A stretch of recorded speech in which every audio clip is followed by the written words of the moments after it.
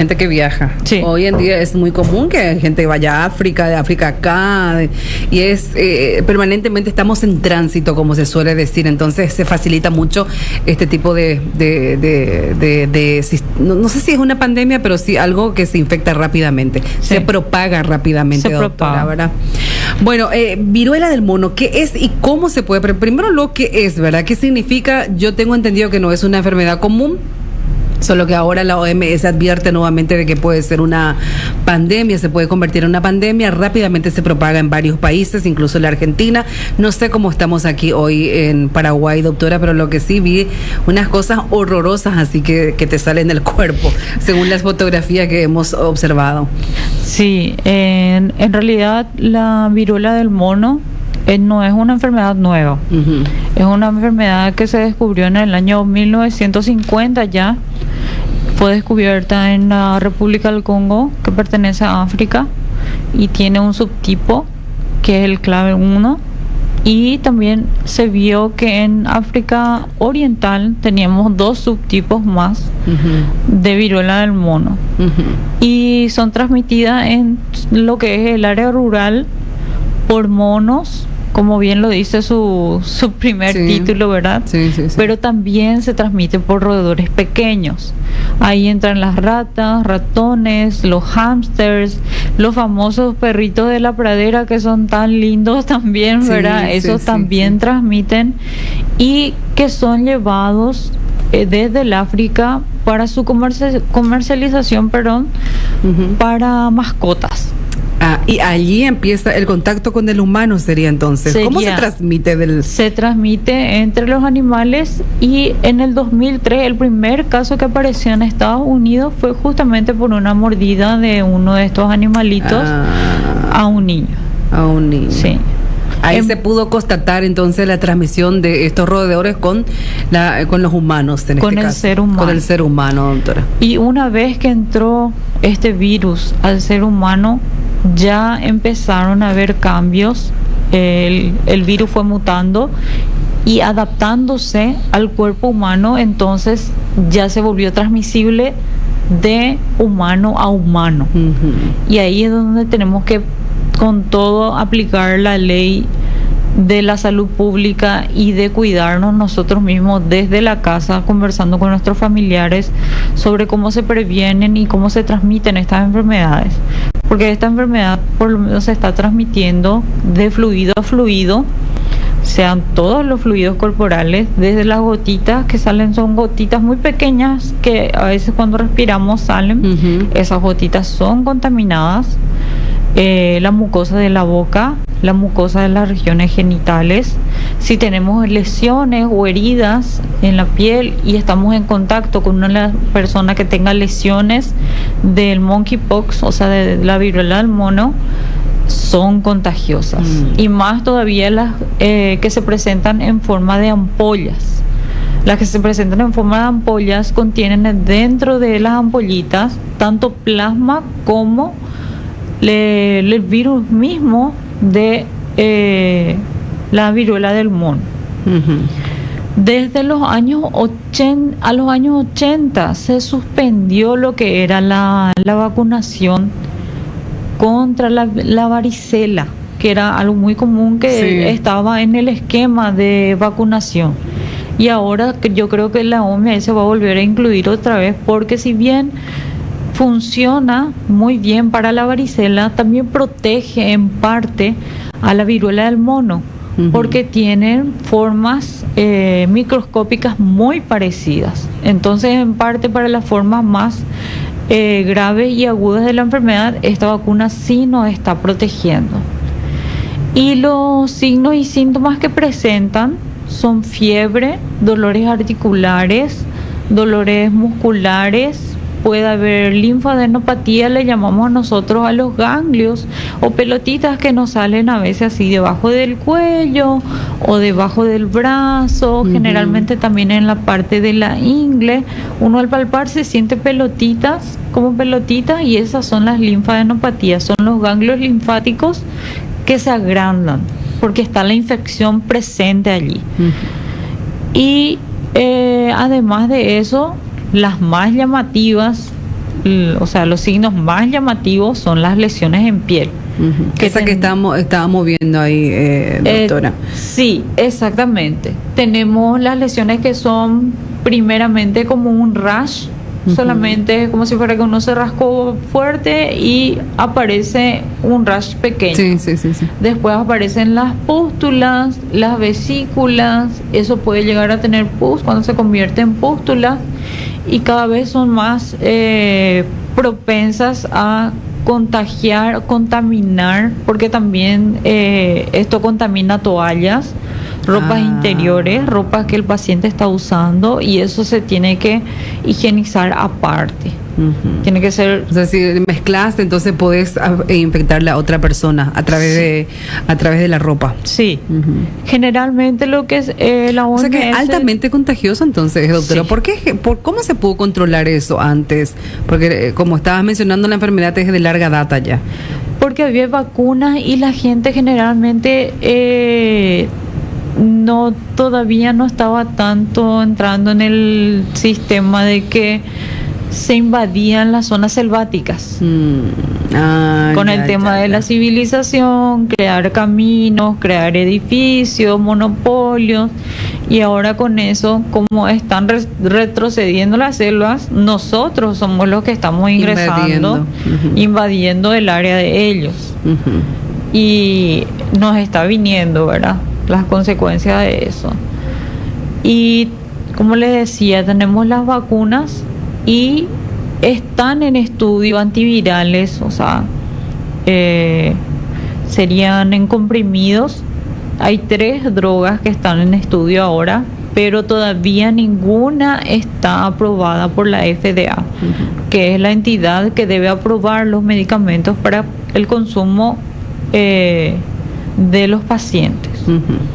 O sea que ahora lo único que tenemos es usar las vacunas y prevenirlo de la manera que podamos en el hogar, y comentarle también eso a nuestros hijos, porque por ahí en el colegio también un poquito se contagian, o cuando empiezan recién las lesiones, enseguida acudir al centro de salud más cercano. Si se puede, lo ideal sería traerlo al hospital regional, porque de esas lesiones que presenta el paciente se toman muestras, y esas son enviadas al Laboratorio Central del Paraguay, donde se hace el estudio de si es realmente la viruela del mono o es otro subtipo de viruela, porque también se puede confundir con las lesiones primarias de la sífilis y del herpes zóster.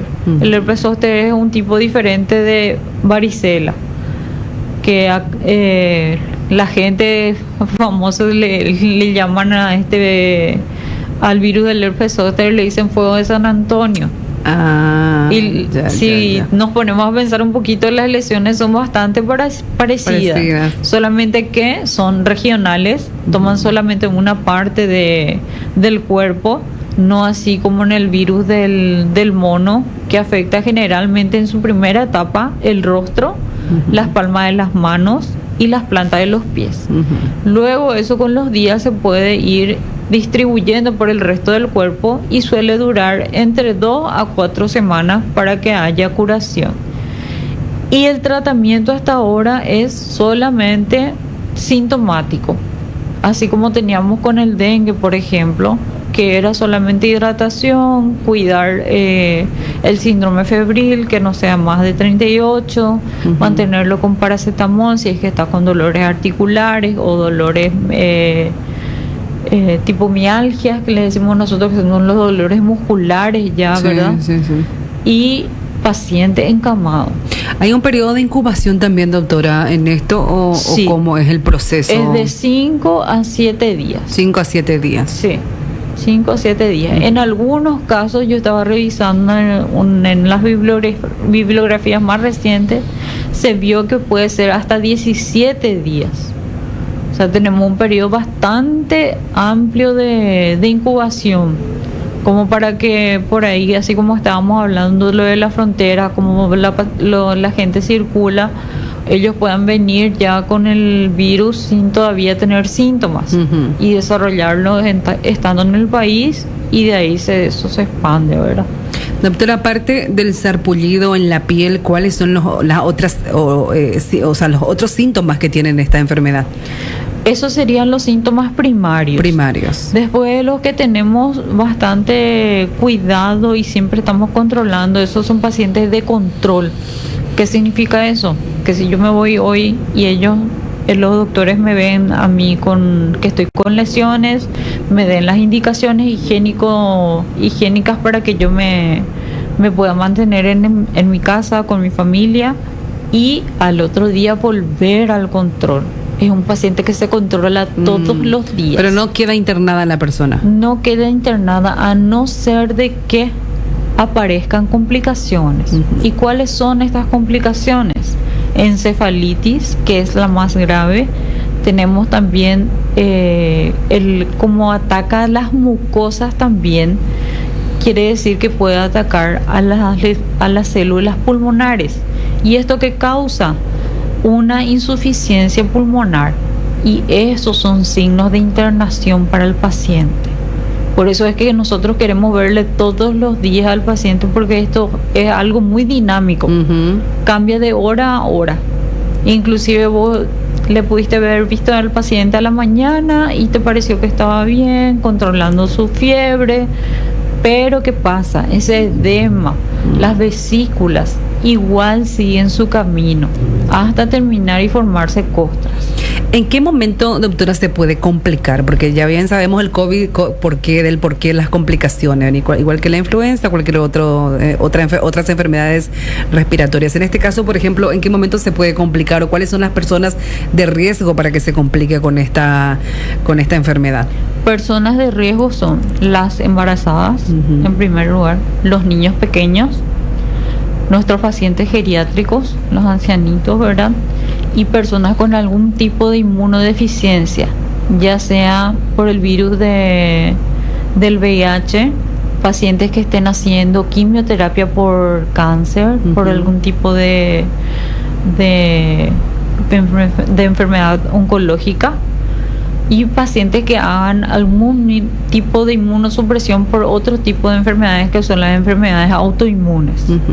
Esos son los pacientes con los que más tenemos cuidado nosotros. ¿Puede llegar a perder la vida una persona a consecuencia de esto? ¿Cuál es la estadística que ustedes manejan como profesionales, doctora? Realmente, si se controla a tiempo. No hay complicaciones mayores. No.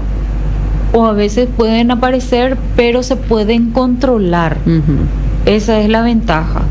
Por eso es que queremos tanto que el paciente acuda al servicio, que venga, que se haga atender. Entonces nosotros vemos cómo va la evolución de ese paciente, y que nos puede decir, mira, este paciente se puede complicar, o no, este paciente puede llevar la enfermedad muy bien a la casa, venir a controlarse, y nos quedamos tranquilos. Pero con ese tipo de pacientes que les había mencionado últimamente, los inmunosuprimidos, las embarazadas, los niños, los gerontes, con ellos sí ya tenemos un poco más de cuidado. Especial cuidado. Sí. Así es. ¿Cómo se puede evitar la enfermedad y evitar contagiar a otras personas también, doctora?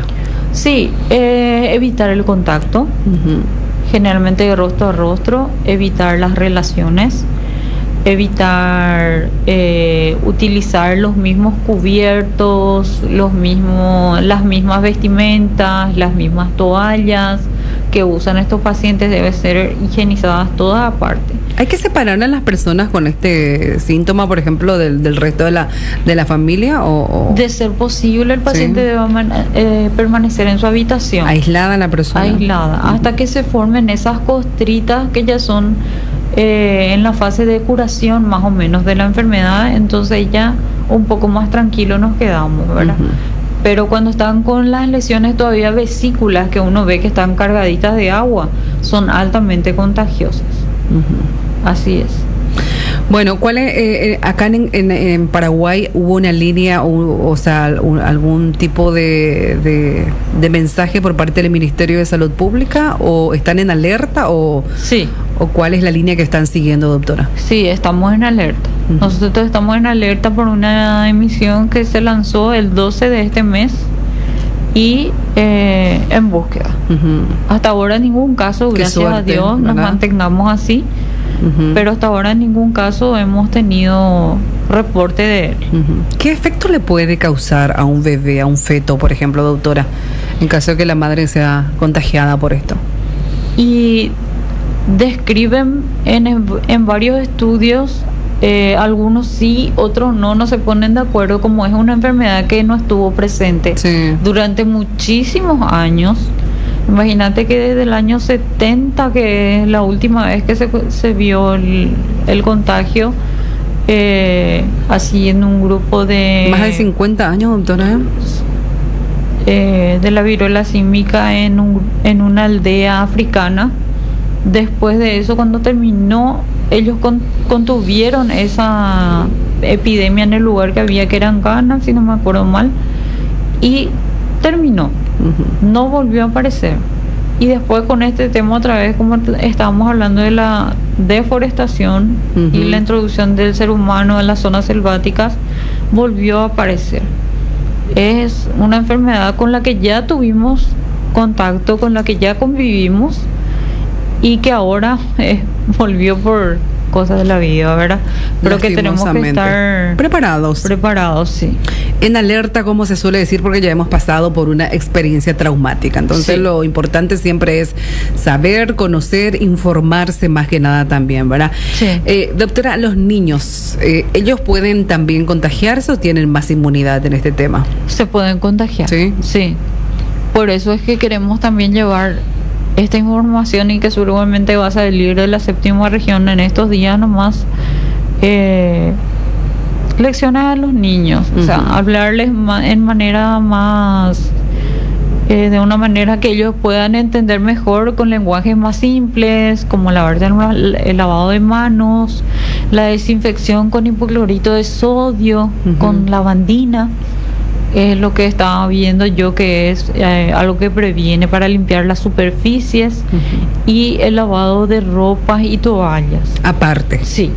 Y obviamente el lavado común de las Sí. manos, frecuentemente supongo también, doctora, ¿verdad? Sí, el alcohol en gel también es muy importante. Siempre ponerle en la mochilita a nuestros hijos alcohol en gel, y enseñarle que antes y después de comer utilicen el alcohol en gel. Y inclusive después, si van a guardar sus cositas en la mochila o lo van a sacar de nuevo, que lo vuelvan a utilizar las veces que sea necesario. Doctora, ¿cómo se detecta la enfermedad? Acá, por ejemplo, se tiene exámenes así en donde uno puede ir, tiene una lesión en la piel, va y directamente se hace tipo una prueba, un examen, o cómo es el proceso. Sí, nosotros recibimos al paciente y vemos que puede ser epidemiológicamente, le llamamos nosotros. Ajá. Porque tenemos que, es una forma de decir, relacionar un dato con otro. Entonces yo le pregunto al paciente, ¿tiene una lesión tipo vesiculosa con el liquidito adentro? Veo yo, ¿verdad? Le pregunto al paciente de dónde viene. Me dice, vengo del Brasil, de tal zona, o vengo de Argentina, de tal zona. Yo voy a abrir mi paraguas y voy a saber ya que es un caso probable de virus de la viruela símica, ¿verdad? Entonces lo que voy a hacer es, lo que recomienda la Organización Mundial de la Salud, es equiparse uno, o sea, se pone un traje, la gorrita de quirúrgica, el zapatito quirúrgico, y toman unas muestritas de las lesiones. Eso se refrigera o se congela, depende de cuánto tiempo yo tengo para enviar al laboratorio central. Si voy a refrigerar, tiene que refrigerarse entre 2 a 8 menos grados centígrados. Y si voy a congelarlo, es menos de 2 grados centígrados. Y eso yo envío al Laboratorio Central de Paraguay, y ellos hacen el estudio de PCR. El estudio de PCR es el de polimerasa, que me dice ya si este es el virus tal, y puede ser de tal o cual cepa, que de eso ya se encarga otra vez otra parte del laboratorio central, que enseguida envían para ver con el microscopio óptico ya y decirme si este es un virus símico de la cepa clave 1 o 2 Ujú. o 2B Ah, o sea, 2A. tienen etapas también entonces, doctora. Son diferentes. Son diferentes Sí. cepas, sería, Son ¿no? como hermanitos de una misma familia. Tipo la influenza. Sí. Ponele. Así mismo. Ujú. Sí. Que una es más complicada, la otra es más leve. Sí. La población en general tiene un bajo riesgo con todo esto, doctora, o cómo podemos tomarlo. Porque no está de más siempre saber para tratar de hacerle frente a este tipo de enfermedades que surgen. Sí, sí. En los estudios que yo vi que se estaban haciendo en la Argentina y que ellos pudieron tipificar cuál era el serotipo de virus que estaba circulando, el que estaba afectando, es el serotipo de clase 1, que es dentro de todos el más afable, voy a decirlo, el más noble dentro de todo, ¿verdad? Y se controla bastante bien con las medidas higiénico-dietéticas. Ujú. O sea que más que eso, la vacuna al menos no se tiene para poder erradicar eso. La vacuna creo que en el ministerio ahora mismo no está teniendo acá. Pero se tenía eso, doctora, ¿o no? Sí. Se tenía, mira Sí. un poco.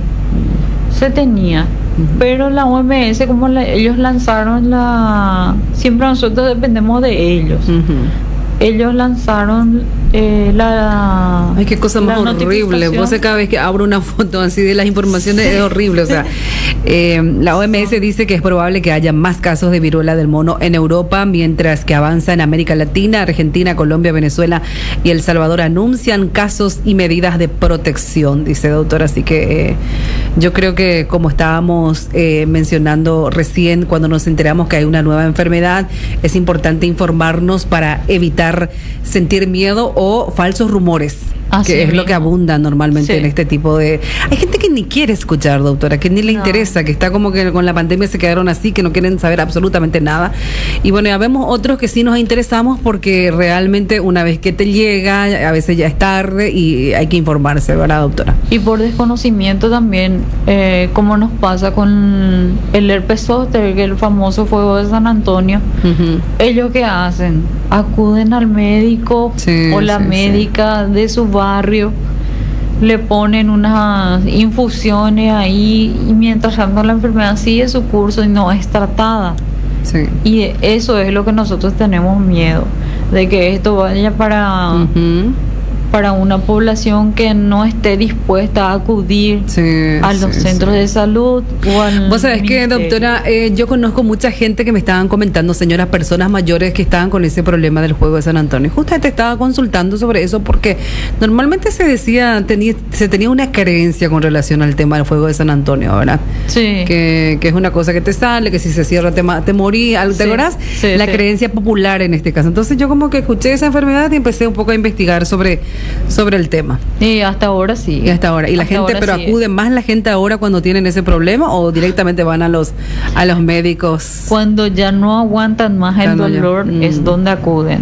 Qué Y bárbaro. siempre vemos rodeado por tinta china, Ajá. con restos de Bolígrafo. de hierbas colocadas arriba de las vesículas y nos queremos agarrar a veces así.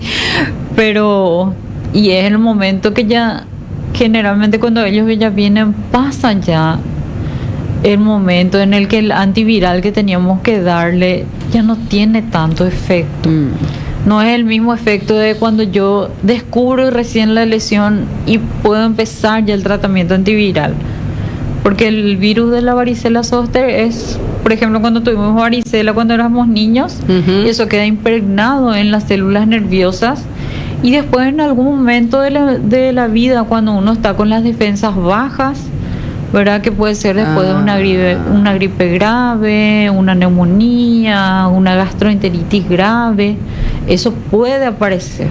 Por eso te decía, doctora, que mucha gente que estuvo con influenza o con el dengue fueron las personas que reportaron Sí. esa enfermedad precisamente. Sí.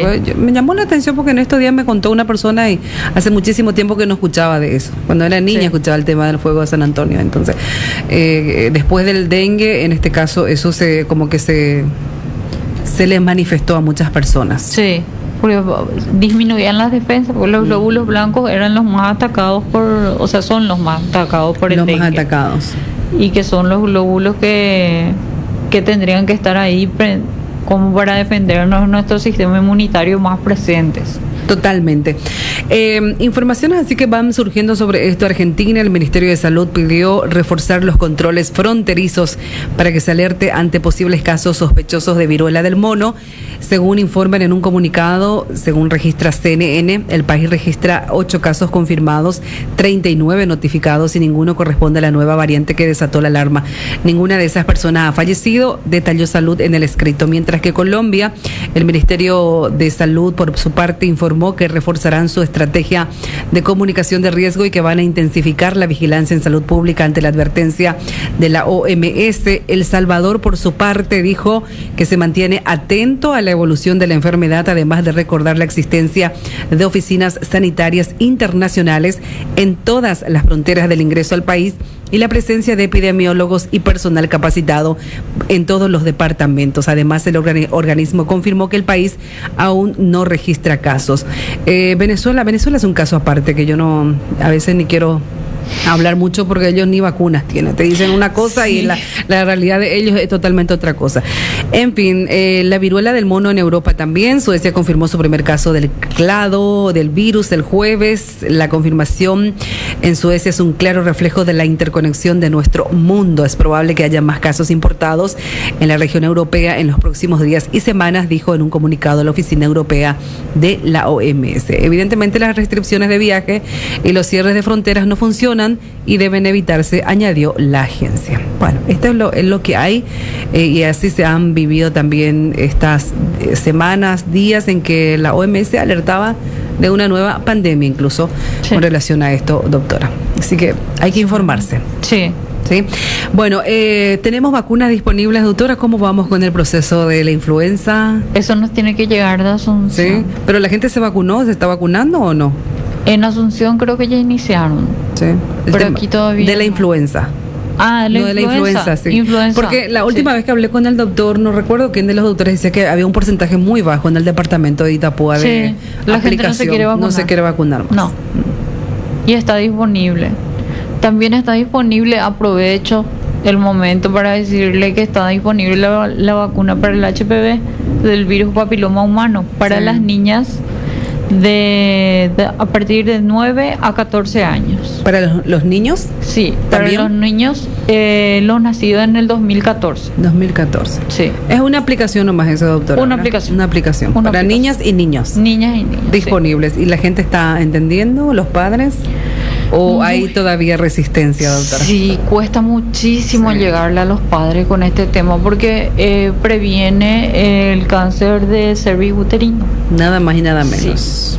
Que ahora desplazó al cáncer de mama como primera causa de muerte por cáncer en el Paraguay. Uh-huh. Es una lástima porque está en el hospital regional, está la vacuna. Y se atiende desde 7 de la mañana hasta 3 de la tarde. O sea, excusa para llevarle al niño tampoco tenés. Si le llevas a la mañana o le llevas a la tarde, no hay problema, te van a atender en el vacunatorio. ¿Y cómo están trabajando con los colegios en ese sentido, doctora? Ya se enviaron las informaciones a los distintos colegios y justo coincidió antes de que salga la vacuna, ¿verdad? Que era para todo público, que ellos ya habían hecho una campaña de vacunación para poner al día a los niños que faltaban todavía ponerse al día con sus vacunas, porque son muchas las que hay ahora, gracias a Dios, que previenen casi todas las enfermedades que son más graves y que se complican más frecuentemente. Y yo creo que van a volver a hacer. Tienen que volver a hacer una campaña para vacunar a esas niñas que están en esa edad etaria. Aprovechando la oportunidad de tenerte aquí, doctora, ¿qué tan efectiva es esta vacuna para aquellos padres que te están escuchando? 95%. 95%. Alto porcentaje de efectividad. ¿Te protege del cáncer? De uterino. Uterino. Sí. En las del mujeres. cervix uterino en las mujeres. ¿Y en los niños? Y en los niños evita que ellos sean portadores. Porque los niños no tienen síntomas. Los varones no presentan ningún tipo de síntomas, ni lesiones, ni secreciones, nada.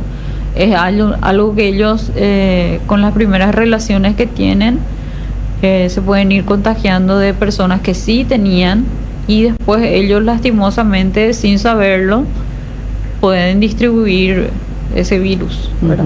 ¿Cuánto tiempo te protege la vacuna, doctora? Por el resto de la vida. Por el resto, o sea, una vez y te protege el resto de la Sí. vida.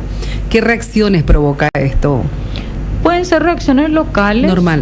Normales, las de cualquier otra vacuna, ¿verdad? Que a veces hincha un poquito o se forma una vesícula con una pústula, que eso solo se cura. Por ahí a veces le da un poquito de fiebre, pero solamente en una oportunidad y en ese día. Sí. Y malestar ¿No sería general. lo normal entonces, doctora? Sí. ¿Quién fabrica la vacuna? Porque normalmente la gente a eso le tiene resistencia, no es luego a lo que podría ser el efecto, sino que la procedencia de la vacuna, doctora. La que está ahora creo que es la de Pfizer. Pero hay otros tipos de... en el mercado hay variedad. O sea, si uno no le quiere llevar a su hijo al hospital a vacunarse, le puede llevar al privado y... ¿Que es la misma vacuna? Es la misma vacuna. Pero tiene precio. Y sí. Tiene precio, ¿verdad? Que ahí ya van a volver otra vez al hospital en este caso. ¿Es obligatoria la vacuna acá en Paraguay o no? No. Esta vacuna, porque las otras sí. Esta no todavía, pero realmente conversando con la parte jurídica, está entre los derechos del niño y obligaciones recibir estas vacunas que le protegen contra las formas graves de las enfermedades más comunes. Perfecto. Bueno, doctora, las personas que quieran mayor información pueden acercarse siempre entonces hasta el Departamento de Epidemiología del Hospital Regional de Encarnación. Sí. Las vacunas disponibles y seguramente que cualquier información también, doctora, ustedes tengan y nosotros vamos a compartir con la audiencia para informarnos correctamente como corresponde. Excelente. ¿Te parece? Sí, cómo no. Muchísimas. ¿Algo más que quieras agregar? No. Creo que está todo dicho, bien, ¿verdad? Sí. Que la gente se cuide y que ante cualquier alerta entonces se acerque hasta el hospital regional y que Paraguay hasta hoy, al menos gracias a Dios, no ha registrado ningún sospecha de esta viruela que está recorriendo ya prácticamente el mundo de nuevo. Que acudan al hospital, por favor, es lo que pedimos. Que por favor acudan al hospital para tener un control así bien cercano y estar seguros de que es lo que está pasando. Porque como le había dicho, también se confunde con otras enfermedades. Sí. Y mucho más en los niños, que son más propensos a desarrollarlo y ellos se contagian más fácilmente porque siempre están jugando, están juntos, comparten su comida, su juguito, y son los que más tenemos que tener cuidado. Así mismo. Bueno, gracias, doctora Shirley Acuña, infectóloga del Hospital Regional de nuestra ciudad. Nos vamos junto a Nelson Esteche desde Exteriores. Nelson, adelante. Bien, gracias compañero. Nos encontramos aquí lo que es la oficina